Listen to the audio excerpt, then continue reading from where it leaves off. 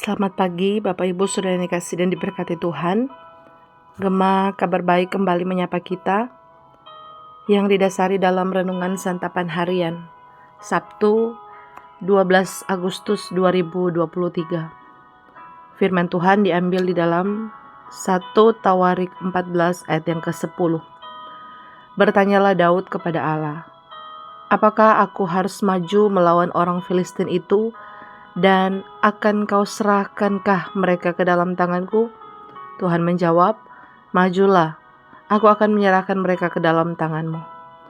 Saudaraku, tema renungan kita hari ini adalah mintalah petunjuk Tuhan. Saudara dikasih dan diberkati Tuhan, Abraham Lincoln, Presiden ke-16 Amerika Serikat pernah berkata, semua orang bisa tahan dengan kesengsaraan. Tetapi bila kau ingin mengetahui karakter seseorang, berilah dia kekuasaan. Ketika Daud menjadi raja, namanya menjadi makin tersohor. Ia berhasil membangun kerjasama dengan kerajaan lain, ayat 1-2. Membangun keluarga yang besar, ayat 3-7. Dan bahkan mengalahkan musuh-musuhnya terutama bangsa Filistin, ayat 8-17. Seperti pernyataan Lincoln di atas, karakter Daud memang diuji saat ia menjadi raja.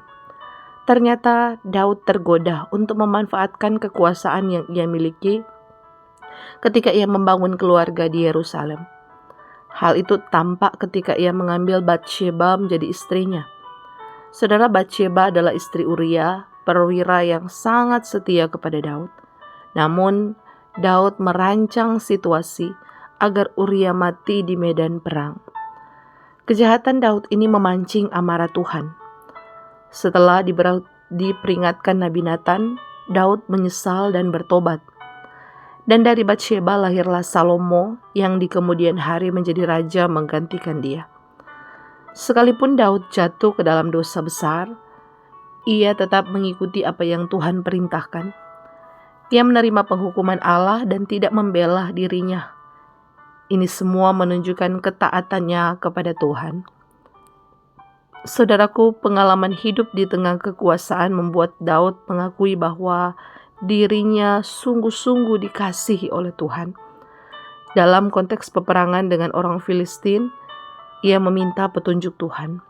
2 kali ia berperang, 2 kali ia diberi kemenangan. Ketaatan kepada Tuhan dapat dilihat dari seberapa bergantungnya saya dan saudara sekalian kepada Tuhan. Apakah kita meminta petunjuknya dalam langkah hidup kita atau tidak? Kita pasti pernah salah mengambil pilihan dan menyesal. Bisa diperkirakan saat kita lalai atau gagal, kita tidak meminta petunjuk Tuhan dalam perkara yang kita hadapi itu. Saudaraku, setinggi apapun posisi atau status kita tetaplah manusia yang tidak maha kuasa dan bisa terjatuh.